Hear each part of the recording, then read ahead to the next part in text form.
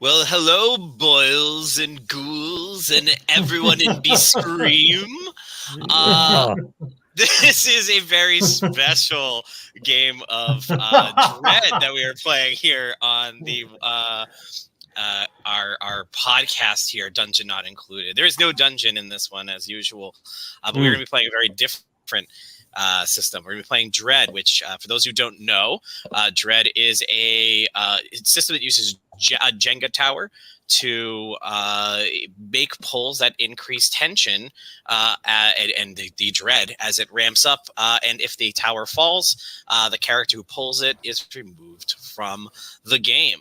And the people who will be making those polls are our usual cast of characters. So once again, I'm Alex. We have with us Frank, Brennan, and Rebel. Say hi, everybody. Hi, everybody. So we are going to be playing a pre-written campaign called Camp Black Moon. It was written by Gabby Bird of Roleplay All Day. It is a 1980s summer camp spookum that we're going to be playing through today. How's everyone's day going? You guys ready? I'm so ready for this. Yeah, I think there's an error. I was trying to open up Portal 2, and I seem to have gotten whatever it is. I was surprised to see you here today, Rebel. Scheduled time to meet. I do have one question before we begin for everyone. Yes. It is the day before Halloween. What do you call this day? It's Mischief Night. Mischief Rebel Night has is what Mischief I Night. You too, Alex? Okay. Yeah. Brennan, anything else? Nothing at all. Nothing. There is no name for this. Ooh, I have no name for it. For Halloween. It's kind of legendarily it's Halloween Eve. Right? Halloween Eve. Yes. Or like Devil's Night is a thing. Mm-hmm. I grew up calling it Goosey Night. Goosey Night? And if you look at these polls, the bird? I guess, or the action of goosing someone. Yeah. The goosey bump. Oh, maybe it is about goosebumps. But yeah, if you do look up these polls on the internet, it's usually like a huge swath of the country says Devil's Night.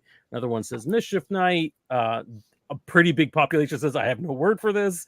And there is one dot in New Jersey that says Goosey Night. And I grew up in that dot. I swear to you. And for a long time, I thought it was insane. When I went to college outside of my hometown, I was like, am I crazy? Because other people in my neighborhood would call it this. It's not one of those weird, foreign kid, you learned a new word for it. My family called fast forward feud. No one does that. It was our first VCR had the word feud. It was FF, and my parents tried to pronounce it. They said feud. But that wasn't it. People in my neighborhood called it Goosey Night. And I was like, I thought it was crazy until I went and I had a job somewhere in Northwest New Jersey, and somebody was saying, Goosey Night. I'm like, what are you talking about? Why are there only 2 towns in this state, in this world that call it Goosey Night? No idea.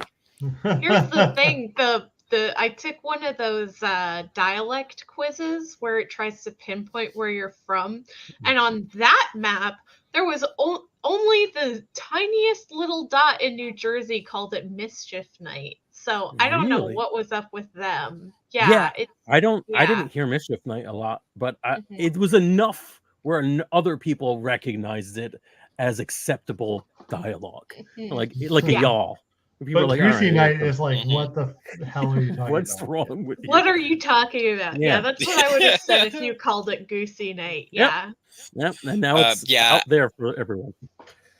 Well, I think that's what we're going to have to call it from now on. I think Goosey Night start spreading the word. I would love it. Spread the word. Pine Barrens. God, I want it to be in the Pine Barrens. The game is set in the Pine Barrens? I don't know, Alex. Where is this camp? Well, here I can read you. Let me read you the story that comes with this. As I said, we're using a pre-written story that's very good. So from what I've seen, so I'm going to read to you the bit that's on here. Real quick, wanted to double check before I lines and veils before we get started. For those at home, lines and veils are the like what we're cool with, what we're not cool with. And I'm looking at our lines. I just want to double check because it is something that can be altered. Is self-harm anyone's line? I am okay with it in the context of a horror game, for sure. Just double check because it's something that's easily changeable. Yeah, and let's veil it as well for that matter. Just like something bad, they did something to themselves, so we don't have to go into details. Yeah, the veil on self-harm we can definitely do. Perfect, awesome. Okay, I apologize that we have my dog going nuts in the background. I don't know if you guys can hear that. I expect that our ratings will be the highest they've ever been. Because Pickles real real life Pickles. Yeah. All right. So it's the summer of 1984 and school is out. You've completed your college semester for the semester. It's time to forget everything you've learned and let loose with a wild time. You're headed to your old stomping grounds from childhood, Camp Black Moon, for a little dancing, a little romancing, and drinking the night away. It was said that 5 years ago, a counselor was found dead at Camp Black Moon, so the entire campground was abandoned. That's recent enough to enjoy the facilities with little wear and tear. With a sleeping bag and some booze, you ride together as a group. You'll be playing college students, perhaps fitting into stereotypes like a jock or a cheerleader. Maybe you're just a nerd invited out of pity. And at that point, I have sent you questionnaires to figure out what characters you're going to be. So let's take a look at those questionnaires and see who we picked. Frank, you're starting. Okay. Let me even see if I could just for fun share that document. Whee! Even though everyone squints. Yeah, I knew that was going to happen. There we go. All right. So slightly better. So I am playing a character named Judd. You'll see why soon enough. He, him. What do I like? I'm a typical 80s rebel cool kid. So I'm thinking like leather jacket and a jean jacket, and also maybe frills on that are either leather or jeans. Just alternating. I go to college with all the other players, but I just found out I failed out. So, oh no! Like I will not be coming back next year. So this isn't just my like end of semester party. This is my farewell party. I'm taking it very emotionally because, of course, this is a big deal for someone who's in college and not at all for anybody else. My major was political science, which is hilarious because I'm a foul-mouthed jerk. I've only known everybody for about a year, and I probably met many of you in the D&D club. My mom ran off, and my dad gave me a pack of cigarettes for Christmas. So banner year at the Judd house. I'll never forgive my dad. Is this just going to be entirely made up of Breakfast Club references? 1,000%. A little bit. Will there be like anything for people of my generation? There's going to be a little bit of Friday the 13th Part 2. Are you okay with that? I've never seen it. Good. I'll never forget my dad, myself, or the player that got me into the game club in college and hurt my GPA. I blame that guy who's in the NPC group, but I don't remember his name right now. No, Melvin. Melvin, of course, his name is Melvin. Frank, you're such a hack. Anyways, D&D and electric guitar are my hobbies. Woo! All right. I am playing Brad from the football team. Wears the sporty clothes, sneakers, a team jacket. Goes to college with the others and plays in Judd's D&D group, and has met Rebel's character a couple of times. My major is sports medicine, but I'm here on a football scholarship, and come from a high pressure environment at home with a big emphasis on overachieving. And I will never forgive my dad for not letting me major in English Lit like I wanted to. Wow. You're so very, So you're also got kind of a High School Musical vibe going too. Yes. Oh yeah, for sure. Love it. Speaking of High School Musical, so my character's name is Renee, using she/her pronouns.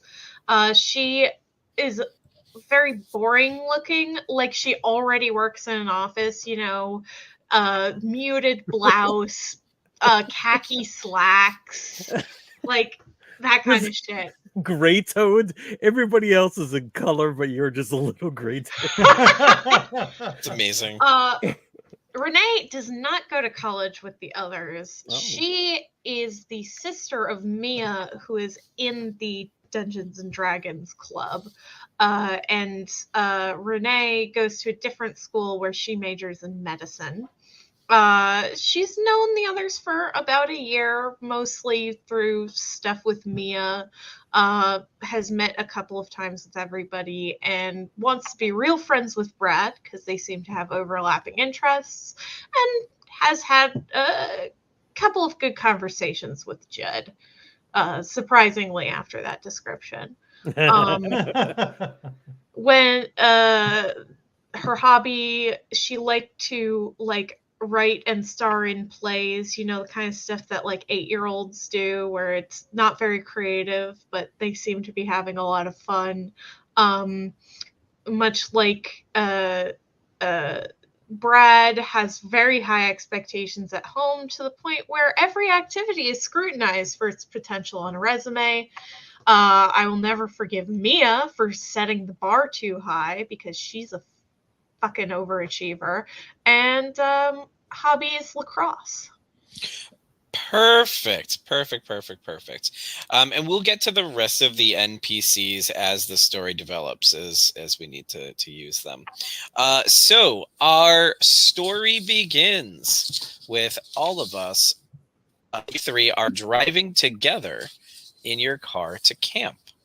Sorry, I gotta get my pages in order here.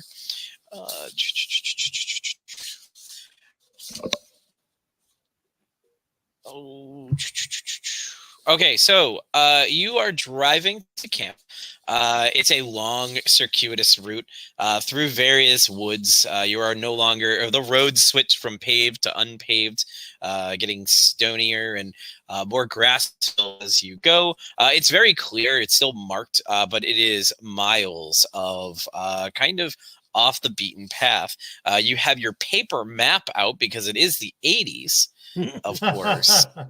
There's no map quest here to help you on your way. But you are driving up the road, and as you do so, you are having a conversation with each other. And about what are you guys thinking you're talking about right now? Oh God, probably I'm talking about ancient aliens. Oh no. Because I just found out about them, and I think they're really interesting. And we're probably at the age where not all of us are completely tuning it out, because it's oh yeah, this is kind of cool. Oh man, this is bringing me back to really stupid conversations in cars. Mm-hmm. Oh God. Yes. So how did the Egyptians lift all those rocks? They were basically human. And they couldn't do it themselves. So did you ever learn about basic machines?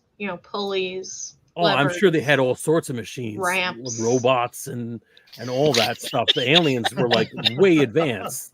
They probably had like tractor beams and whatever. But I don't know how the aliens did it. But the Egyptians didn't do it by themselves. I just. There were so many people that died, slaves, literally died to build those things, right? I was a poli-sci major. Of course I know about slavery. It was bad. No, I just mean I hate them. Seems like you think that I hate them. There weren't any people who worked on the pyramids. It was all just magical robots or whatever, and I'm pretty sure that's not the case. I've read a couple of archaeological magazines. So have I. I mean, and they say probably not. Agree to disagree. Brad. Yeah. I'm assuming that while this conversation is happening, you are driving the car. Yes. All right, so a I'm couple not getting questions for involved you. just because they seem to be fighting with each other. So So you are turning up the radio. What cassette is in your tape deck in your car right now? oh geez, 1984. Yeah. Oh god, it's got to be a soundtrack of something. Come on. Oh wow. Yeah, it's Did it's, Hoosiers just come out? It's the Footloose soundtrack that came out in 1984. Oh my Of god! course it is. It's the Footloose soundtrack. I love that. I was looking up Pink Floyd albums because We're not cool enough for this. I think. Brad is not that cool. Brad is a No. jock that also wants to be an English lit major. I don't think he's into Okay, Floyd. I'm Fair not enough. like Fair enough. fully headbanging, but I am bobbing my head way harder than Kenny Loggins requires. I think. Perfect. Yeah. No, I was just gonna say Keep going. Renee Didn't mean to interrupt. has not watched Footloose. It is not watched Footloose. Renee actually kind of seems like the daughter of the guy who outlaws dancing. That's exactly. That's the exact. Yeah. The good kid, the one who's like, no, I agree. There's Yeah. this line from a comedy show that I can't remember what it's from, but it's like, you remember that movie Footloose where those evil kids won in the end? That's the kind of vibe you're getting from Renee. I love that. Brennan, Brad. Yeah. As you turn back to potentially, I think you're considering interjecting, but you decide better. You go to drown them out a bit by turning up the radio when a deer runs in front of your car. It is time for you to react. Yeah. So for you to slamming on the react, brakes. in dread, when we react to something or when a tough choice comes up, it is time to pull a tile from the tower. So if we could pull a tile, digital tower. Real quick, the official rules here say, some of these will apply, some won't. One hand only. We're using a mouse tracking pad, most likely here, so we're not going to be worrying about that. Once a block is pulled partially out, you must commit. So since we're doing this digitally, Brendan, you must pick it, and it will. Whatever one you pick that's it. Just shout it out. And then finally, all polls must be from 3 rows from the top or bottom. Okay, they can't be down near the bottom either. No, they have to be 3 from the top or 3 from the bottom. Okay, got it. All right. Like I'm gonna exactly or in between those? In between spaces? that row. If the tower falls, the character who last touches the tower. This says dies, but technically in Dread, that's not the original. It's moved from the game, so that can be in whatever way you want to. But but so I'm going to keep the removed from the game on the off chance that it's something small that happens. All right. So go down 3, Frank, and pull one of the side pieces from there. All right. I hope that this is what you meant. Yes, it is. Oh, what? Nope. Won't do it. Oh, there we go. Okay, no, it's doing it. All right. You want it here? I want here in the or middle if you here? can do it. Yeah, let's see if we can. This looks like the middle to me. No! No! That's okay. All It right. was actually the side all along. What's Digital amazing? Jenga! Thanks to my terrible internet, I can't actually see any of this happening. I can only hear it. So this is I'm getting the full podcast experience. Yes. Everyone lie to Alex when it topples, as long as the sound effect is Yeah, right. it no, fell everything's over. fine, Alex. Wow, Oh, Alex. no. For those of you listening at home, We just moved a Jenga piece, a virtual Jenga piece, to the top, and it's looking a little lopsided even on the first pull. But Perfect. we'll see. We'll see. You slam on the brake, and as you turn the wheel, you do manage to fishtail a bit out of the way. Your car does go off the road a bit into a little bit of some roughage at the side. You're able to right it and get it back on the road, and you are back well on your way to the camp. And in fact, as you catch your breath after that experience and you are driving forward, you actually see in the distance the wooden sign hanging overhead it's like two large this is the 1980s and we don't care about cultural sensitivity when they're doing this stuff. It's two totem poles that are holding up it's terrible. Yeah, it's for sure. Oh yeah, so it's got two totem poles holding up a sign in the middle that says Camp Black Moon on it. As you pull in, you see a series of cabins in the distance, a large field, a fire pit that's already getting started, and no other cars that you can see, but you do see a couple of other people in the distance working on the fire pit, and somebody playing frisbee with their dog. So you have arrived officially at Camp Black Moon. Okay. Nice. Perfect. The atmosphere, it is late spring, early summer. It's a nice day. It's getting towards dusk. It's not quite there yet. You can smell all the wonderful smells of nature. You are excited because you're so far away from anything else that you're not expecting a lot of light pollution. Should see a lot of stars tonight. And you start unloading your bags. Did anybody bring anything in particular with them for either for camp supplies or for fun? What did you guys bring? Go ahead. What are some Chekhov's guns we can put on the wall now? Well, I was thinking I would definitely bring a lacrosse stick and a ball so I could practice while I was here. Of course. Mm-hmm. Yep. I brought. Sorry. Go ahead. I was just gonna say, you see Renee pulling the stick out of the truck bed or whatever. Judd kind of looks like impressed. Like, oh, all right, cool. Judd brought a bedroll, no tent, because he does not think ahead, and a genuine tomahawk, which it isn't. It's just a hand axe that he thinks is a genuine tomahawk. Perfect. And he's very excited to start chopping some wood, which is probably too small to actually do any. You'd be there all day trying to chop wood, and there's already wood chopped because why wouldn't there be? So he just sort of he's got the axe and he's like sort of excited to use it and has nothing to do, so he just shoves it in the tree. Nice. Brad brought a football and a copy of Wuthering Heights.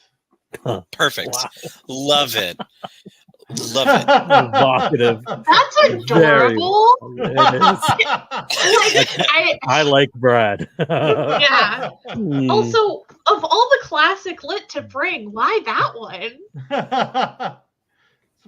Pride and Prejudice is right there. It's true. It's true. Well, you gotta.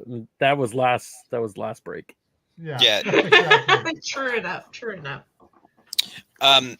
So as you are unloading and looking around at the campsites, we see two people running towards you. You see Jenny and Jack. Let's like the descriptions of these. You see Jenny and Jack Blackmoon on their way over to you. Jenny is also a bit of a party pooper. So you're a little surprised to see her here, but also she and her brother are kind of hosting. Jack Blackmoon is the quarterback of the team of the college that you guys go to, so we're going to call it College University is where you guys go. Nice. He's wearing his QU jersey. Oh my God, I love it. Yep. As they run up, and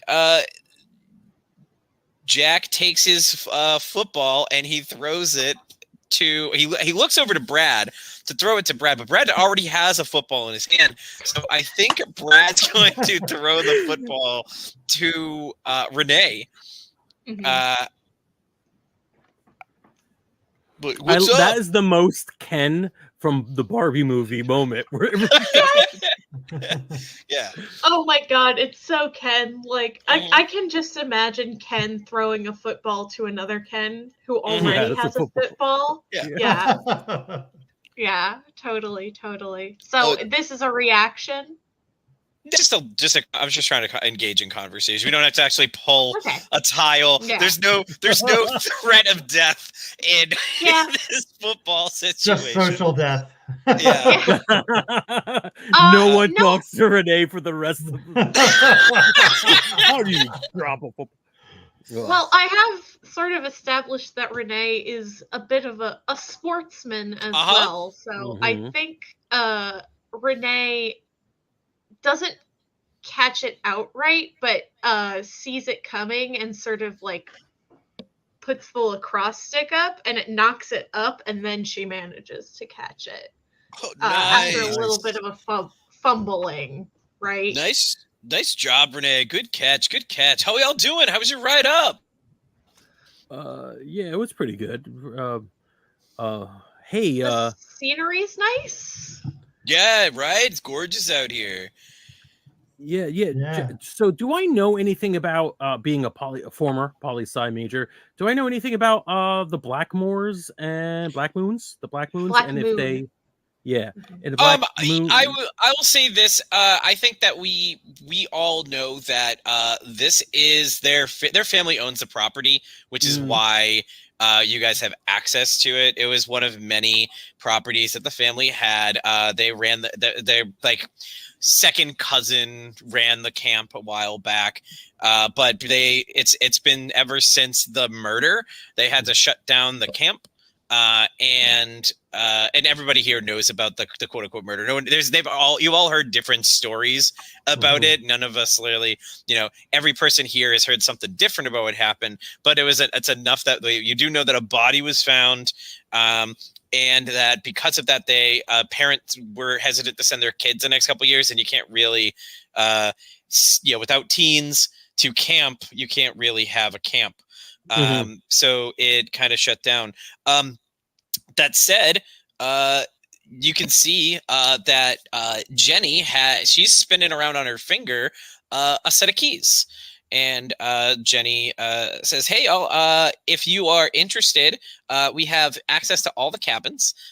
Here, actually, I'm going to give which one of you is probably the most responsible of you guys. I'm a poli-sci major. You guys both reach for it. Yes. Yeah.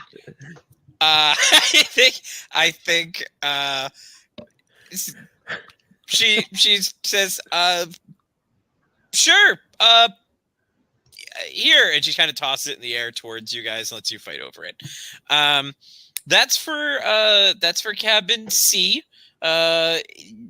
It's one of the ones over there. Just try a couple of doors, you'll figure it out. Most of the signs are weathered away. It's hard, I don't know which. They weren't really in any sort of order anyway, but C is over there. I do know that much. Points over to a couple of them. Oh, definitely. Yeah. Yeah. Right. Do you catch it with your stick? Yeah. Let's just lean into it really hard. Yes. I think it's the camera. The camera head shows the keys heading. Judd, and then like the stick reaches out and catches it before it reaches him. Perfect. Whoa, Love you that. can knock someone's eye out with that thing. Foreshadowing, maybe.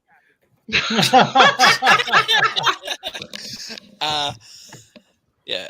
So if you all want to set up your stuff, you can meet us over here in a bit. We're just starting to set up the fire. It's sun soon, and you look over and you can see that the sun is about to hit the treetops. So you got a little bit of time before it gets dark, but not a ton. For you guys to go set up your stuff. Luckily for you, Judd, you have access to the beds in a cabin. So just because you brought your bedroll might be enough to help get you by Nice. for the night. Good. I knew it would work. Yeah. Yeah. So they kind of point you in the direction of the cabins and head themselves back over to the fire pit and the other 2 or 2.5, if you count the Sherlock as a character, over by the fire. What are you all up to? First of all, I definitely count Sherlock as a character. And Yes, secondly, of course. I think Renee's gonna check out the cabin, make sure everything's working, check to see if the water's running, make sure the toilet's functioning, all the boring crap that probably nobody else is doing. Perfect. Are you going alone, or are they coming with you? Yeah, I think I'm tagging along and like just slumping in, claiming a bed right away. Not even like bed, just like, claiming a bed. Perfect. All right. So how about you, Brad? Are you joining? No, I'm gonna stay out and throw the football around with Jack. Perfect. Is one of you guys going to take Brad's stuff for them? If he mentions it, you're gonna mention it. No. All right. If he doesn't, then Renee will. Renee just grabs Brad's stuff and starts treading off. Perfect. Yeah. So we'll start with you two, and then we'll cut back over to Brad. By the time we get to the door and you're fumbling with the key, I realize you're carrying 2 persons worth of stuff, and then volunteer very chivalrous, whatever. Chivalrously. I think Judd says that out loud. Let me be chivalrous. And then Renee corrects him. Yes. That's right. But after correcting him, she says, "Thank you." Mm-hmm. You open the doors and you see there are 6 sets of bunk beds, 3 on each side, and then 6 on each side of bunk beds. This cabin would have been able to hold 12 children or teens or whatever age kids, and then. And at the back, there is a little divider to set people into 2 different little mini bathrooms. There's 2 showers and 2 toilets, able to be like curtained off from the rest of the group. If you check the water pressure, as you mentioned before, it's nice. It's actually pretty good. It doesn't seem to get too hot, but the pressure's good. So water still runs, electricity still runs. Renee will probably just like run the pipes for a little bit to get whatever is the water that's like rusty in there, right? Mm-hmm. Discolored, but not unusable. Yeah. Yes. I think that when you turn it on, of course, it comes out like for the camera, like red. Oh, right? Yeah. Like and then it peters out to a nice clear running water. Mm-hmm. Do you select your beds, and where do you pick? As soon as we walk through the door, I actually throw Brad's stuff right in the corner. Just chuck it. Like all the care that Renee had given, it's just gone. And I just throw it in the corner. I find the bed that I think is the best bed, which doesn't have to be accurate, and I just plop in it with my shoes on and say, dibs. Perfect. Can you pull a tile? Yes. Cobra's in the bed. All right, let me think about this. Oh, I'm picking the wrong screen for this because I'm a silly guy. All right. Why? Okay. Yay! It worked. Yeah. You are about to jump onto the bed when you notice there is a lump in the covers, about the size of a potato. And as you roll it back, you find that there is a dead squirrel in the sheets. It appears to have been decomposing for some time, but had been tucked neatly underneath the covers, which is kind of weird. Yeah. Right? Like it's the bed that there is a rotten animal in that bed. Renee, you got to be careful with your bed. There's this poor critter passed. He's actually showing some sympathy, Judd, which is not quite what you may have expected from the car ride. He's like, have a good journey, little guy. And then he takes one of like Brad's things and uses it to take the sheets out and bring it outside at arm's length, and I chuck it into the woods. Very nice. Yeah. So when Jed says that, I think Renee was running water, and so as Jed is leaving, sort of ducks her head back in and says, "What did you say?" And then he's gone, and she sort of rolls her eyes and goes back to what she's doing. I got something to ask Renee, anyways, when we come back. So if Renee, you are in the restroom still, correct? Yes. You hear the sound of something crunching outside of there's a high window, enough to let light in, but not to let a peeping Tom really, they'd have to really freaking try to peep Tom in this situation. But if you wanted to, you could stand on the toilet and look out if that is something you're interested in, but you do hear noises coming from outside. Oh, I'll definitely stand on the toilet and look out. All right, can you please pull a tile? Yes. All right. I want 3 from the bottom center tile. Okay. Yeah. All right. Where do you want to put it? The middle Center. of the I stack. figured. The only place left. Okay. All right.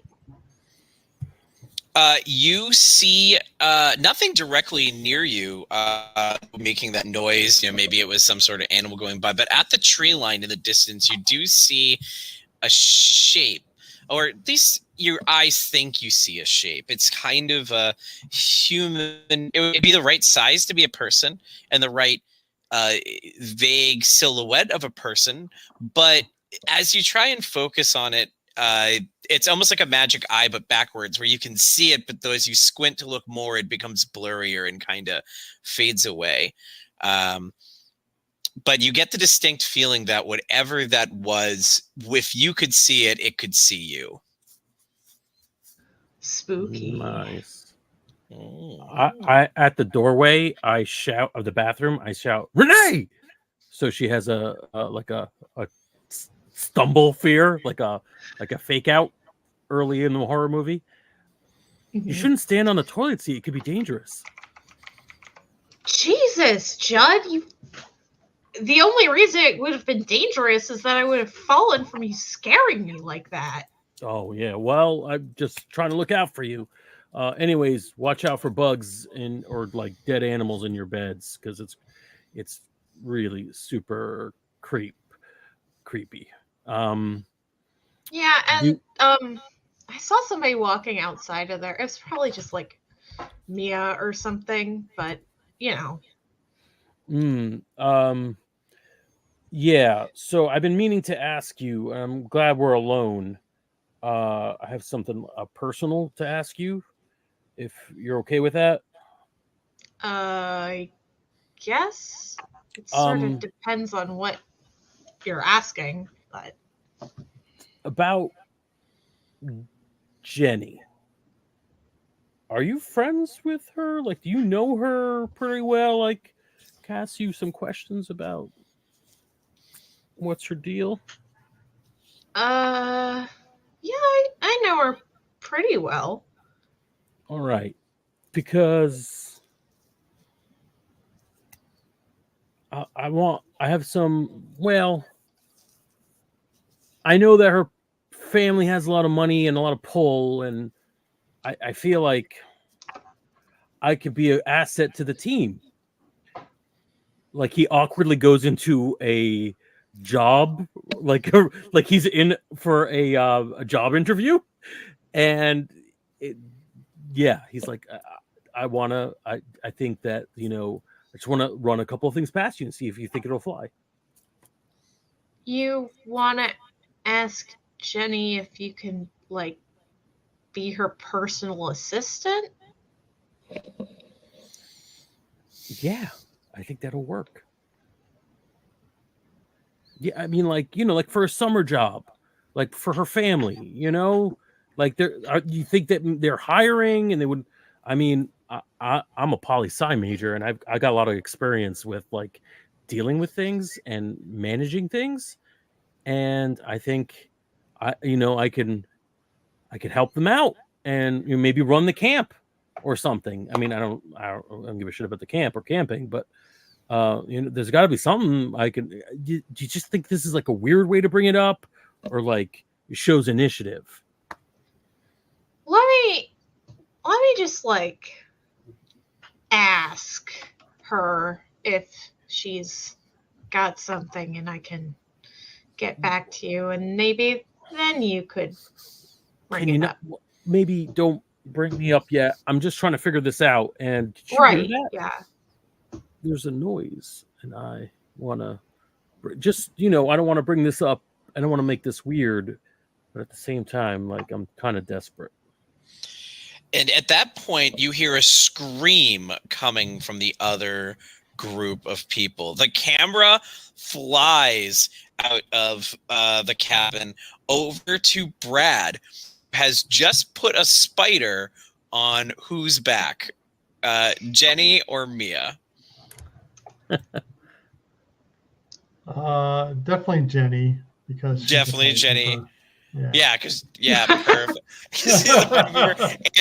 and the sister of your friend Jack. Perfect. Oh, of Jack. Yeah.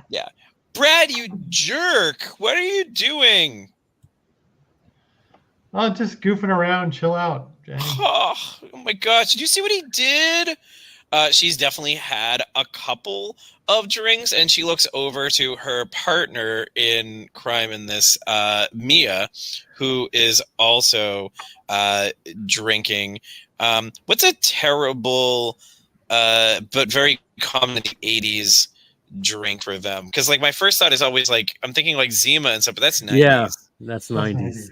Just generic wine coolers. They did Bartles and James wine coolers back then. Bartles and James. There we go.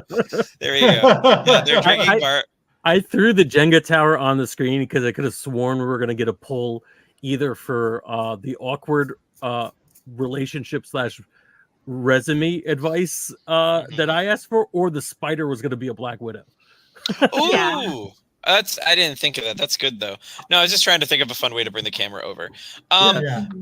Brad, you are now hanging with the rest of the group. Everyone is drinking quite a bit, and as we are, as you are, pick a person with whom you want to interact with as the sun starts to go down.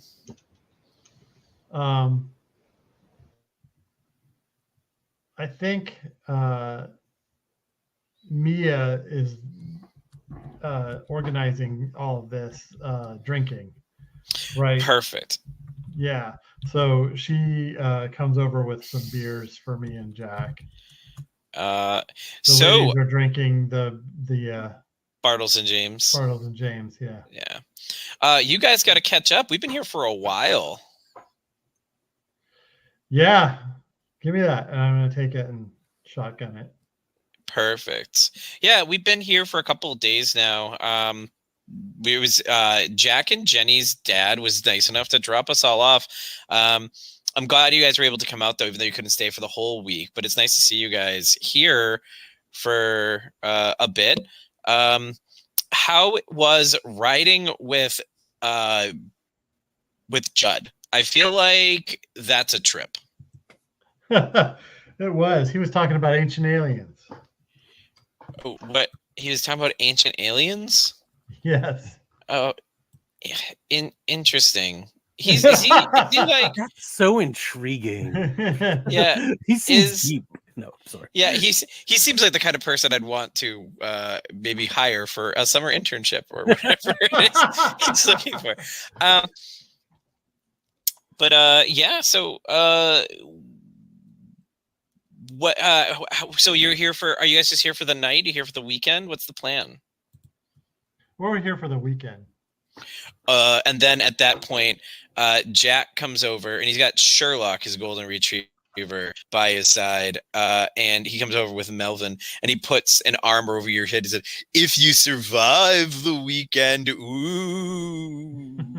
And Melvin says, "Oh, shut up. Don't even start with that. I can't even with you guys. Not after last night." Why is this camp haunted or some shit? Oh, do you not? Melvin looks at you over his glasses. He like pulls them down. His sunglasses, he pulls it down to the tip of his nose, looks over them and says, "Do you not know about what's happened here? Like that's all we talked about last night. Have you never heard of Black Moon, Camp Black Moon?" I mean, I heard of it, but No, but like the crimes, the murders. No, I never heard of any murders. Oh, and then Jack said it was one murder. It wasn't murders. Like a lot of people died here. But yeah, there was a guy who was found in one of the cabins a while back. He was murdered. But you know, my family doesn't really like to talk too much about it. It's kind of a sore spot. As you would imagine, a murder at your family camp. But yeah, they say that his ghost still haunts this very grounds. Ooh. And he shotguns a beer. As have fun saying that. I think Melvin like slaps him on the back when he says it, and he starts coughing up the fuzz, the fizz of the beer, and with that, as he starts saying, he like spills it all over himself, and he's like, "You're a jerk! Hold on, I'm gonna go get a new shirt," and he starts heading towards a cabin on the opposite side of where you guys were, and I think he passes Renee and Judd on the way back. I assume are you guys walking, running? How are you? Oh, Renee would run. Yeah, because you had heard the scream. Yeah, perfect. Yeah. So you run into Jack on the way back. Mm-hmm. Mm-hmm. Jack, what was the scream about? We heard it all the way over in Block C. Oh, the ghost of Counselor Jimmy just attacked Mia, and he just keeps walking on into his own place, just ignoring you as he like, well, fan service it. He like takes off his wet shirt as he's walking to his cabin. Yeah, of course. Yeah. So I kind of smile and I'm like, "Oh man, you're as soon as you walk away, I'm like, that asshole. Oh man, I'm sorry, Renee. That scared the hell out of me too." yeah, well, I just thought if somebody was hurt, I've got 1/8 of a medical degree. That's pretty cool. I mean, oh shit! I don't know what I was thinking. Oh. No, I mean 1/8 of a where medical Brad and degree. Mia and them are, all you hear is some like drunken laughter. So you hear the drunken laughter, and you notice though that and you hear the barking of the dog, but that's really the only sounds you hear. Aren't you in the woods? Aren't you in the forest? Shouldn't there be more than this? It's weird. Is it like weirdly quiet to you? I mean, I guess maybe the animals got spooked too from all the screaming. Do animals are animals afraid of people getting hurt? Yeah, well, I guess the loud noise, maybe. I don't know. Yeah. I do sports, but I'm not really the camping type, you know? Hey, what were you looking at outside the window when I saved you from falling? Oh, I saw somebody out there. I just figured it was like Mia or somebody trying to scare us or something like that. Oh, yeah, I guess that makes sense. And you hear banging coming from the cabin that our what's his name, Jack, went into. You hear him go, "Hey guys, I'm sorry. The ghost thing was just a prank. Can you guys let me out now? This isn't funny." And he's banging on the door to the A cabin. drunk idiot got locked inside his own cabin and thinks we did it. Wow. But like, I seriously might need a job, so I'm gonna go try to rescue him. Oh, okay. Yeah, I'm just gonna see what the others are doing. Yeah, all right. So I go like, "Hey, Jack, my man," and like I'm clearly like I don't like these people, but I'm trying. So I'm like, "Hey, Jack, my man, you just," and I try to open the door. It is locked. It is not budging. And you can see that it's shaking because he's on the other side. Like, come on, just let me out. This isn't funny. Yeah, man, I think you're holding the door. Are you holding the door? I'm gonna let go of it right now. I'm gonna let go. Yeah. Okay, you. Okay. Yeah, it's not budging. Yeah. Oh, all right. I'm gonna knock it down. All right, get away from the door. Okay. You pull a tile. No, I run. I'm about to run toward the door, and then I'm like, "Hey, Brad, come help me knock this door down."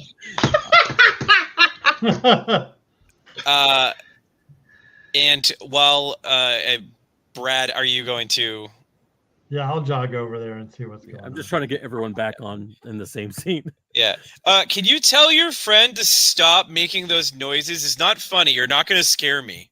I don't know what he's talking about. Dude, stand back from the Renee, door. can you tell Renee to just like leave me alone? This is not funny. Renee's out here with us, man. No one's making noises. No, Renee's I'm literally standing over here. What?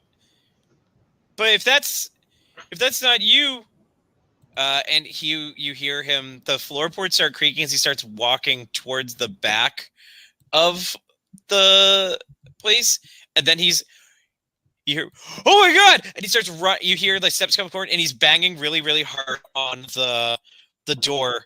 To come on, let me out, guys, let me out. And he's panicking.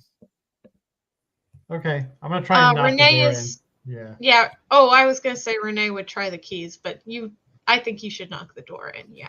You would pull a tile. Okay. Give me one of the middle tiles from the middle there. Okay. Ooh, it's really hard to pull out a middle tile. There it is. And where do you want it? Middle, I assume? Put it on the top, yeah. Let's see if it goes there. Damn it, every time. All right. You bust open the door in time to see Jack standing there. He's covering his mouth, and smoke seems to be coming from in between his fingers. And he's coughing and coughing and coughing, and more smoke is coming out of his mouth and through his fingers. Did you swallow a cigarette? What happened, man? Renee does rush forward and try to do the Heimlich maneuver. Pull a tile. Yep. All right. And which tile? I'm gonna do a bit of a risky move, and I'm gonna take one of the edge tiles from where there is an empty space on the other side. Oh, okay.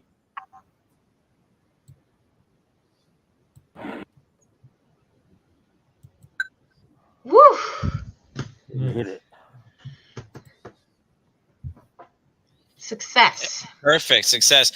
He is so hot. Like your arms are like sore holding him, but you do it. You pull in on his stomach. You lift up just like they taught you in that quarter one or semester one of medical school or whatever pre-med you're taking. And smoke pours out of his mouth. And he coughs and he gets to the ground and he looks up at you and his eyes are bloodshot. But he says, what's going on? What's going on? And I think we pause there. Yeah. Right. Part one of our spooky special. And part 2 will be in the spooky month of November. Ooh. Yeah. Thanksgiving. Yeah.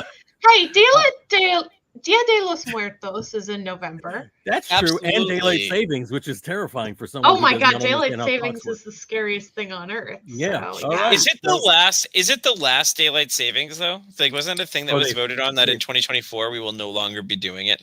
I mean, God, I hope so. it's America, so I wouldn't be surprised if we do dark ages after the next election. I think that was like the one thing that was passed bipartisan over the last couple of years was like unanimously bipartisan. If you're listening to this in podcast form and you have your druthers, follow us on the Facebooks and the Twitches and the YouTubes so you can see us play this game with a virtual Jenga tower. I can't wait for part 2. This is going to be a lot of fun. All right. Hey, thanks, Alex, for running. Oh, no problem. And watch for the skies. I'm telling you, I'm keeping that until somebody writes something better for me. I give up. It only works this time because of Halloween. Yeah. Mhm. All right. Now it worked. On the Ancient Aliens. Yeah. And the Ancient Aliens. Yeah. All right. Good night, everybody. Good night.